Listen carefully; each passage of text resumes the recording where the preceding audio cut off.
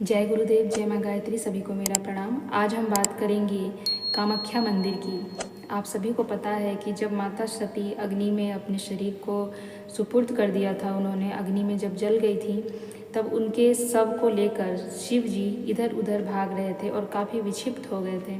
ऐसी अवस्था में उनको देखकर विष्णु जी ने सोचा कि भगवान शिव जी का ऐसे विक्षिप्त होना सही नहीं है, इसलिए उन्होंने माता सती की उस शरीर के टुकड़े कर दिए, 51 टुकड़े कर दिए और वो टुकड़े जहाँ जहाँ पर गिरे वहाँ वहाँ पर शक्तिपीठ बन गई। ऐसे ही कामाख्या में माता की योनि गिरी थी और वहाँ पर माता की मंदिर बनी, कामाख्या मंदिर, जो तंत्र विद्या के लिए भी काफ़ी विख्यात है और लोगों को बहुत सारे इसमें आशीर्वाद, बहुत सारे ब्लेसिंग्स मिलते हैं, लोगों की इच्छाएं पूर्ति होती हैं। काफ़ी मान्यता वाली ये जगह है कामाख्या। तो यहाँ पर माता की योनि की पूजा भक्त करने जाते हैं। साल में एक बार 3 दिनों के लिए माता का पट बंद होता है और इस समय को कहते हैं अम्बुबाची मेला। इस समय भक्त बड़े उत्साह से, बड़े प्रेम पूर्वक इस मेले को मनाते हैं और बड़े उत्साह पूर्वक वहाँ पर इसका कार्यक्रम चलता है। माना जाता है कि इन 3 दिनों में माता मासिक धर्म से गुजरती हैं और इसलिए पट बंद हो जाता है, क्योंकि वो आराम करती हैं।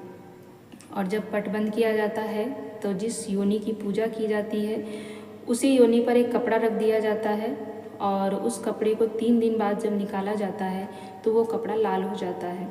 और प्रसाद स्वरूप जब 3 दिन के बाद ये कार्यक्रम ख़त्म होता है, अम्बुबाची मेला ख़त्म होता है, तो यही कपड़ा भक्तों में प्रसाद के रूप में दिया जाता है। मानते हैं कि इस वस्त्र में बहुत शक्ति होती है, इसे लोग अपने पूजा स्थान में रखते हैं, कुछ लोग इसे तिजोरी में रखते हैं। मतलब इस वस्त्र को एक बहुत ही शुभ का प्रतीक माना जाता है। मानते हैं कि जिनके पास ये होता है उनके पास असीम शक्तियाँ आती हैं, असीम आशीर्वाद मिलते हैं और उनके जीवन में बहुत सारे चमत्कार होते हैं।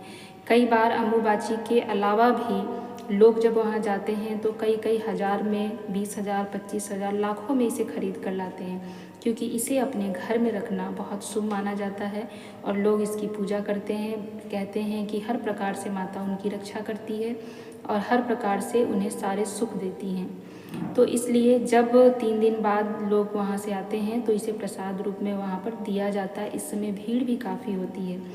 माना जाता है कि इस समय मानसून का समय होता है और प्रकृति अपने रचनात्मक में बहुत आगे होती है, रचनात्मकता के लिए परिपक्व हो जाती हैं। तो इस पर्पज से भी इस समय ये पर्व मनाया जाता है और कहते हैं कि ब्रह्मपुत्र नदी भी इन 3 दिनों में उसका रंग भी लाल हो जाता है।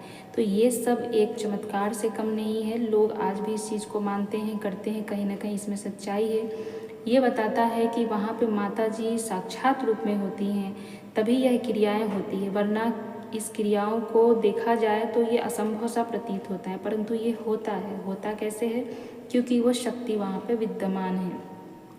इस समय यहाँ पर ऐसे ऐसे अघोरी, ऐसे ऐसे संत, ऐसे ऐसे महापुरुष भी आते हैं जो सालों तक अज्ञातवास में होते हैं, जो सालों तक दिखाई नहीं देते हैं। वो भी इन 3 दिनों में आकर भरपूर लाभ उठाते हैं, इन 3 दिनों में आके तपस्या करते हैं, इन 3 दिनों में आकर पूजा करते हैं और बहुत सारी ब्लेसिंग्स लेकर जाते हैं।